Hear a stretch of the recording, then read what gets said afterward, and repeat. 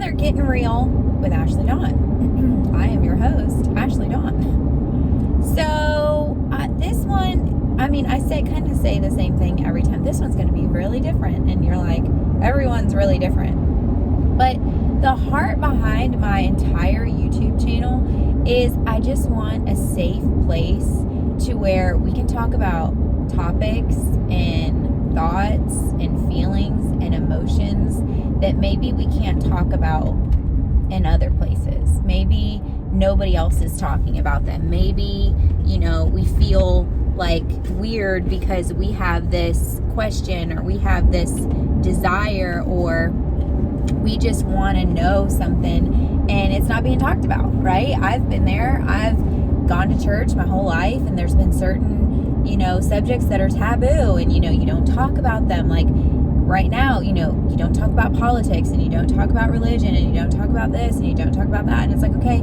if I can't talk about all these things that are in my mind, then what's the point? If I can't talk about my political views, then what's the point of having them? If I can't talk about my religious views, what's the point of having them? If I can't talk about what I, like to do in my free time, then what's the point of having a hobby?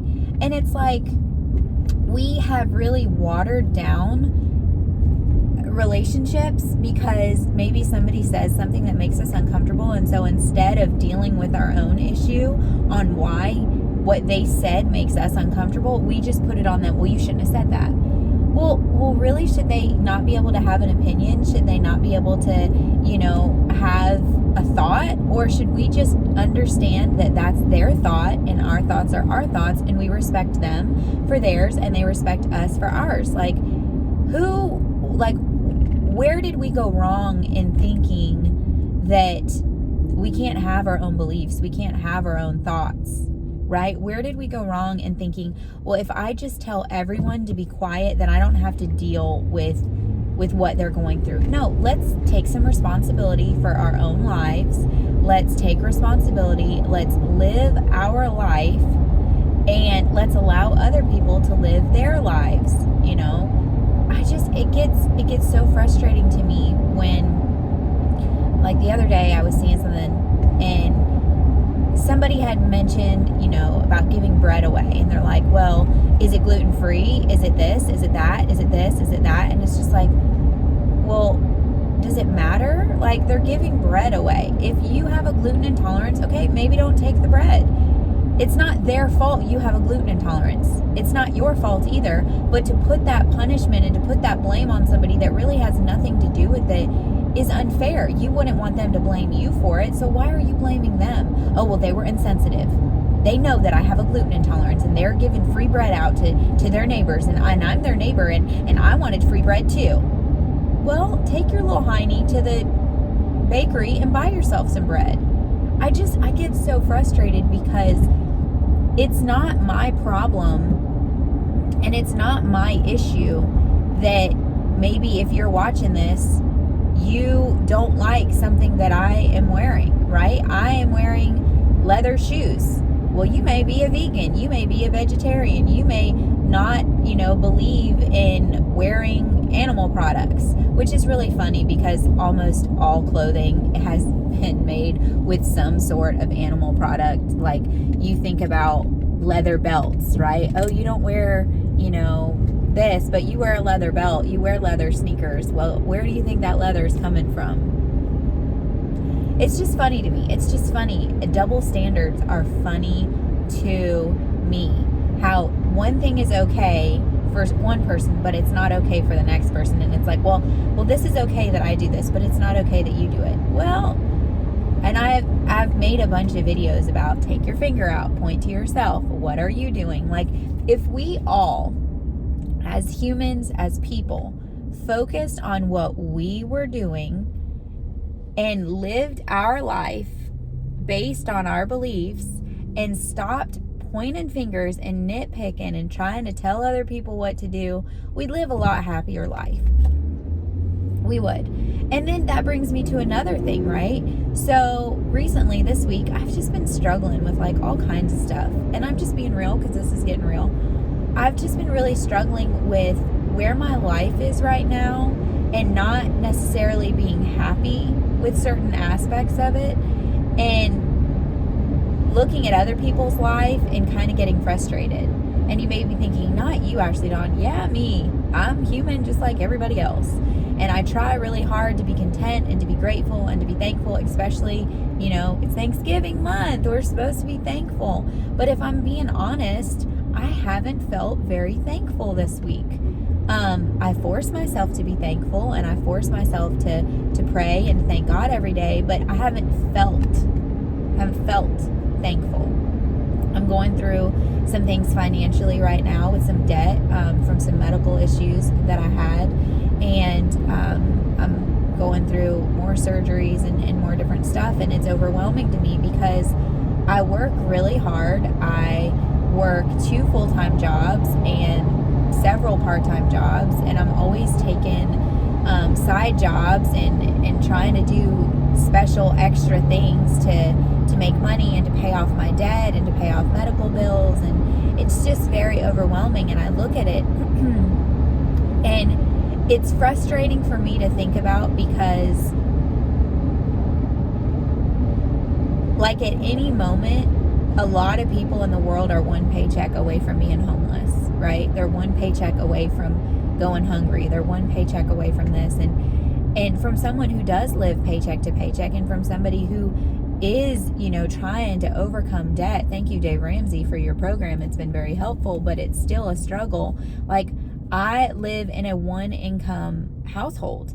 I don't have 2 incomes to play with, and I don't have, a husband that can supplement my income. And I'm not complaining about that, but I'm just saying life can be hard sometimes, and it can be hard, when you're just working, trying to pay off debt, trying to just survive, and you look online and you see, people going on vacations, and people buying new houses, and people buying new cars, and people buying new outfits, and going out to dinner every night, and, doing this fancy thing or that fancy thing, or your friends are inviting you here, inviting you there, and you're like, girl, I can't do it.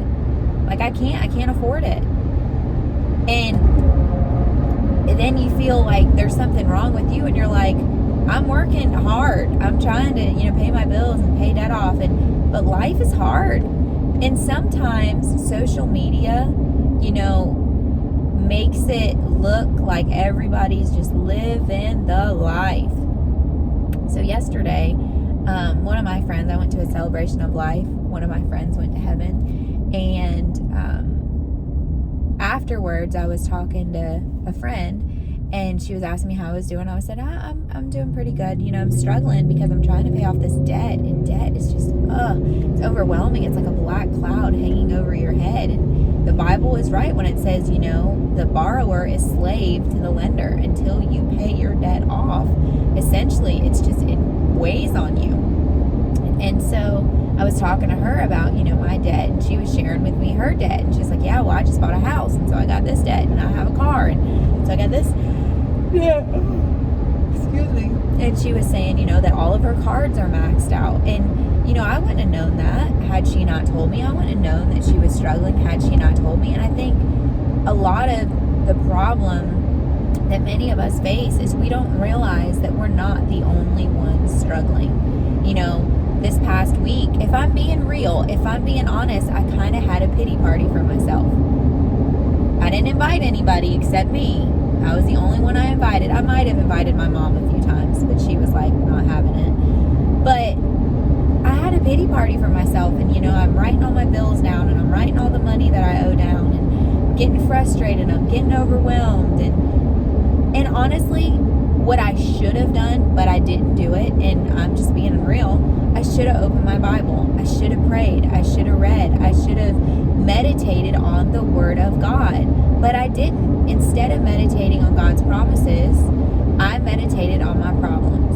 I just went over them and over them and over them, and tried to, balance my budget, and tried to figure out, okay, how can I squeeze money out of this area and then put it over here, and how can I do this and put it over here. And I didn't do what I should have done. I should have spent time with God. I should have meditated on His promises.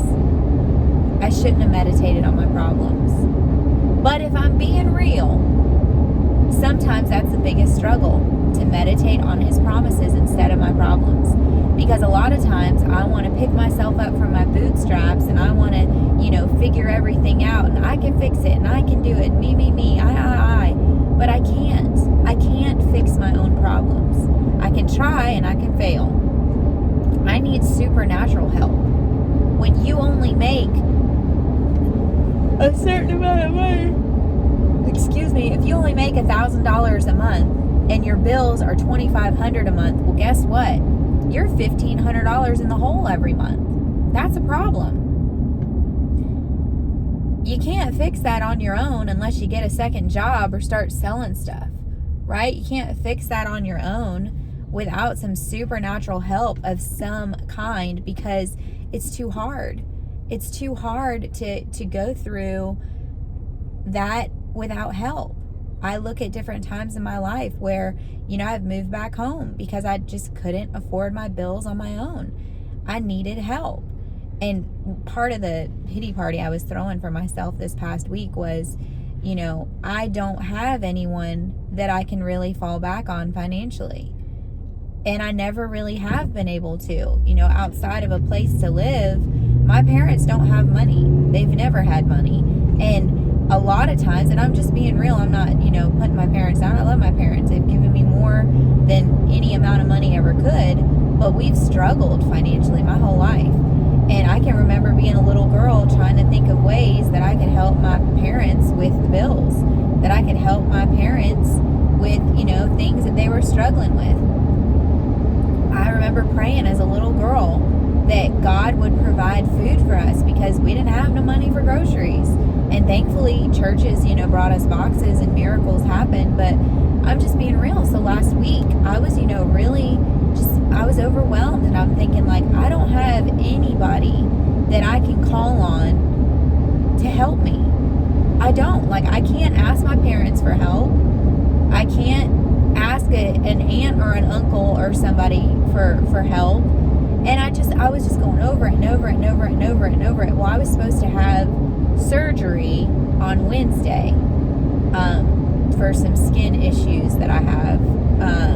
Many of you know my dad went to heaven from skin cancer, and so one of my promises to him was that I would always get my skin checked and I would wear sunscreen, and that I wouldn't go to tanning beds anymore, because when I was in pageants I used to go to tanning beds a lot. And so I went for my skin checkup, and they found some spots that they were worried about. They froze a couple off, they biopsied another one, and it came back not good.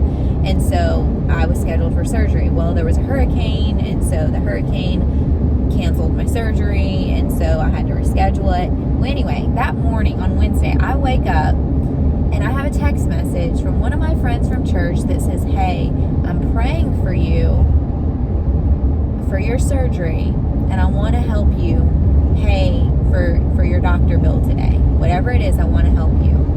Now, this person has offered to help me several times, but I tell them no every time because of my pride, because I don't want to ask for help, because I don't want anyone to help me. Isn't that so funny?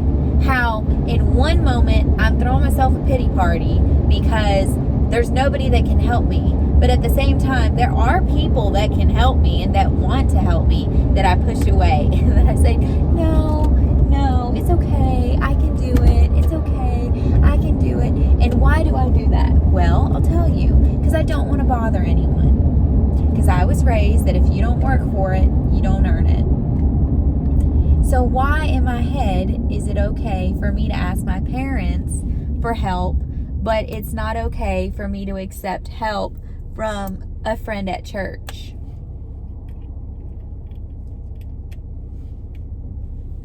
Why do you think that is?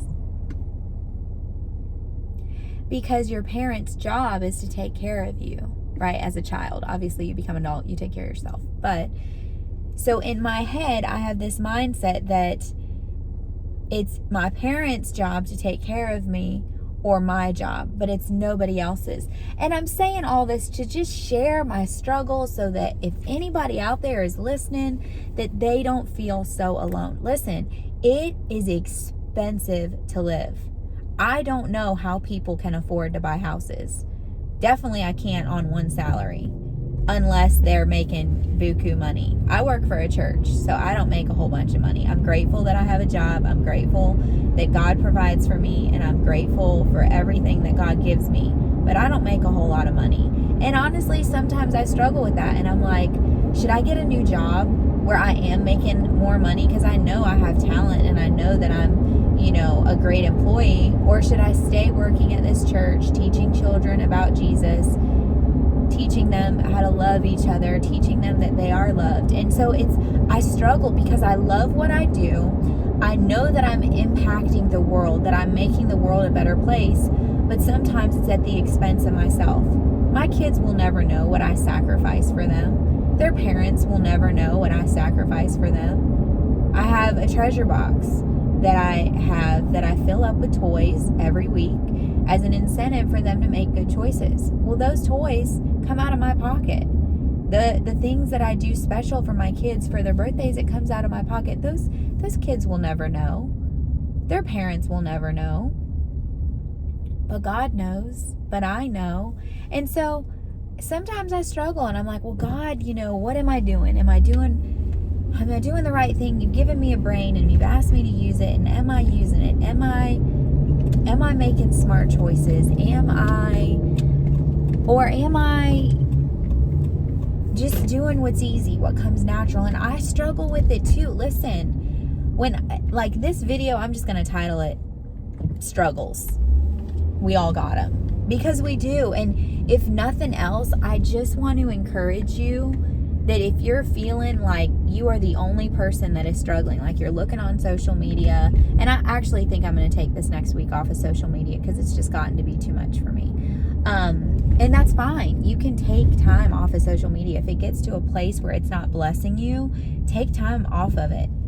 Back away from it and be like, you know what? I just need a break. You're allowed to take a break. This is awesome. I'm so excited. The church hasn't been this busy in a long time. That's awesome. Super excited for that. But it's okay if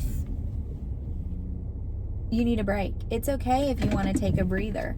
If maybe life is a little much right now and you want to just take a breather, it is totally fine. But I do want you to know that you're not the only one that struggles. This week, it was really helpful to talk to certain friends that shared their struggles with me and that let me know that I wasn't alone, that I wasn't the only person struggling, that they were struggling too, that I wasn't the only person that had debt, that they had debt too, that I wasn't the only person that was praying for things that it didn't seem like God was answering, that I wasn't the only person that was working and was burnt out. I actually took some time off of volunteering for the church and for different organizations I'm a part of because I just got so burnt out. I just felt like I was serving and helping and volunteering all the time, and I felt very unappreciated. I felt very alone. I'm just being real. And I felt like my life wasn't my own. I felt like I was so busy doing so much for other people that I couldn't live my own life.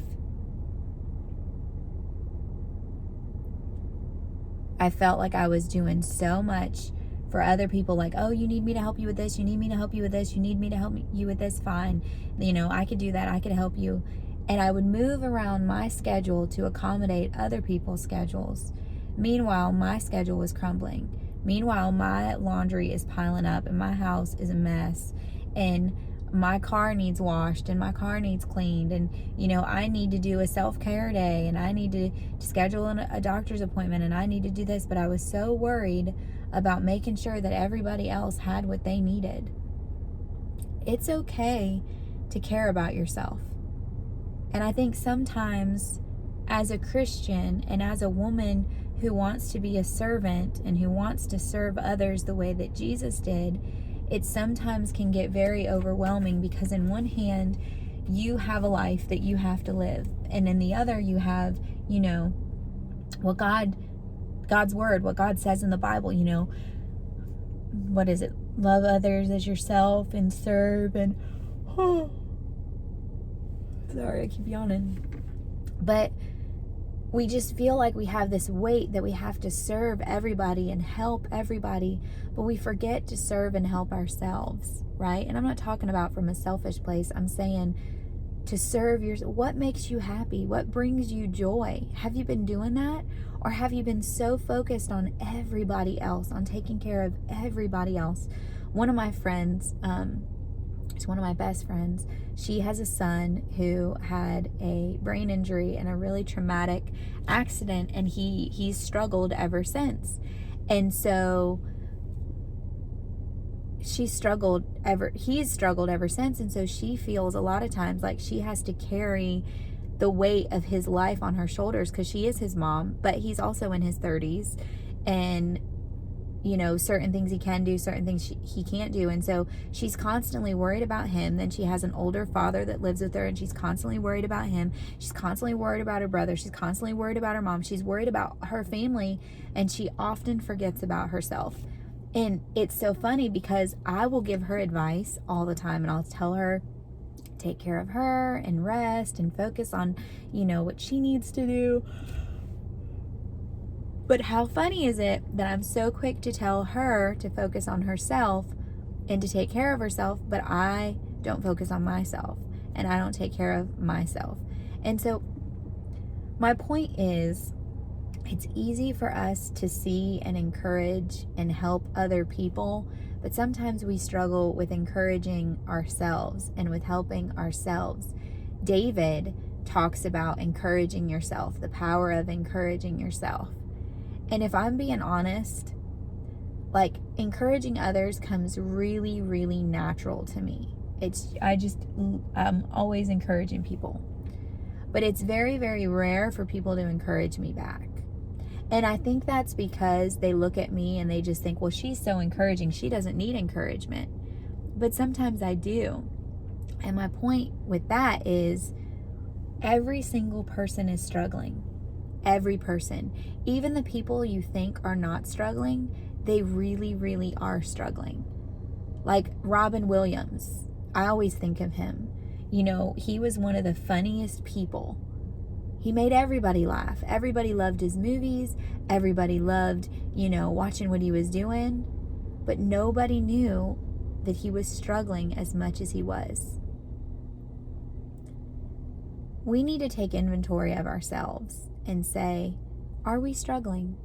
Are we struggling? And what are we struggling with? And how can we fix it? Maybe we fix it with spending 30 minutes a day doing something we really love. Maybe we spend it with getting out in nature and just unplugging our phones and spending time in nature. Maybe we fix it with turning off social media one day a week, or maybe a couple days a week, or maybe, not going on it at all if that's a place that's, hindering our growth or messing with our mind. We just have to look at it and how can we help ourselves? So how can we encourage ourselves? How can we stop allowing our struggles to weigh us down and to overwhelm us? How can we stop doing that? What do we need to do in our life? What area of margin do we need to create so that our struggles do not multiply, but instead that we can have some relief, right? So I just want to encourage you, if you're watching this, I struggle every day. I'm sure you're struggling with similar things that I struggle with. It's okay to struggle. It's okay not to have everything figured out. It's okay not to have a Pinterest, board life. It's okay not to own your own home. It's okay to struggle financially. It's okay to wonder where your next meal is going to come from. It's okay to be working several jobs and still not getting ahead. Like, your life isn't measured by other people's lives. You have a life. What are you doing with it? I'm taking inventory of my life, and I'm going to try my best to fix the areas that need fixing and to encourage myself in the areas that don't need fixing. And I encourage you to do the same thing. Life is hard. Everybody has struggles. Single parents have struggles. Married people that are parenting together have struggles. New homeowners have struggles. People that live in apartments have struggles. People that live in trailers have struggles. People that live in their car have struggles. People that are eating beanie weenies for dinner have struggles. People that are eating filet mignon for dinner have struggles. Everyone's struggles look different, but everyone has them. The wealthiest people in the world still have struggles. They may not look like the struggles you have, but they have struggles. Every person in the world has struggles. And if they're, making it seem like they don't, maybe they're flossing on social media or flagging. We used to say flagging when I was in high school. They're flossing or flagging on social media, and they're acting like they got it all together, and they're just, I went here on vacation and I went here on vacation. You have to ask yourself, what are they compensating for? Right? My daddy used to say, people that are something don't have to tell other people what they are. If you're funny, you don't have to tell people you're funny. They're already laughing at your jokes. If you dress nice, you don't have to tell people you dress nice because they could see it. If you smell nice, you don't have to tell people you smell nice because they could smell it. If you are something, you don't have to tell people you are that. And so if people are going out of their way just telling you that they're this or telling you that they're that, chances are they're compensating for something. If they're trying to convince you, they're probably trying to convince themselves too. So I just want to encourage you. Everyone struggles. Your struggles are valid. Your struggles are valid.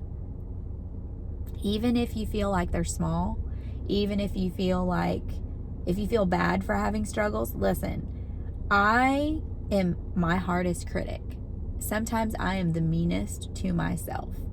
Sometimes I'm a brat to myself. And I'm like, that's nothing to, don't cry over that. What are you doing, girl? And then I have to give myself some grace and be like, oh, you're crying because it hurts. You're crying because you're overwhelmed. You're crying because you're burnt out. But, I've got like a superhero on this side that's like, you can do it, you can do it, you can do it. And then I've got not a superhero on this side that says, suck it up. Why are you crying for? And so I just want to encourage you. Everyone struggles. Don't be so hard on yourself. Don't be so easy on yourself either. Like, work hard, do what you need to get done. Don't, get lazy, but give yourself some grace. Understand that everyone is a work in progress, including you. I'm a work in progress. And some days I progress more than others. And some days I get a little frustrated with myself more than others. But I'm really, really trying to every day be better about loving myself the way that God loves me and not being so hard on myself. And I will say too that COVID really had a lot to do with all of this, because getting locked down, missing out on money, missing out on work, missing out on paychecks, it's crazy how money affects so much. Like, obviously you need money to live, but also like your mental game. Losing work affects you mentally. Losing money affects you mentally. And during this, lockdown and all that, like, it's been a lot harder mentally for a lot of people. So if you feel like you had everything together and then, COVID happened and now you feel like you're struggling and you don't have everything together, well, nice to meet you. We're in the same boat. Let's paddle together. COVID messed a lot of people up. People lost their homes. People lost family members. People lost their businesses. It messed a lot of things up. What I would love to do is I would love to get to the bottom of it and find out where COVID came from and where the strings are attached to. Because personally, I think there's a lot of puppet strings, and I'm just wondering who's the one that's pulling the puppet strings. But that's my own opinion, and I'm not trying to, get into a crazy debate or conspiracy theories or whatever. But I definitely would love to have been a fly on the wall. You know what I mean? To know. I just think there's so much going on behind the scenes that we have no idea about, and it's frustrating. It's very frustrating. Anyway, I just wanted to share my struggles with you, to let you know that you're not alone. The struggles you have are valid. Your feelings are valid. You are loved. You are seen, celebrated, and loved, even if you don't feel like it. If you have any requests, feel free, because clearly I'm running out of them. I'm just kidding. But I love y'all. I'm going to go to church now and receive something from the Lord, because your girl needs it. I love y'all, and I'll catch you in my next one.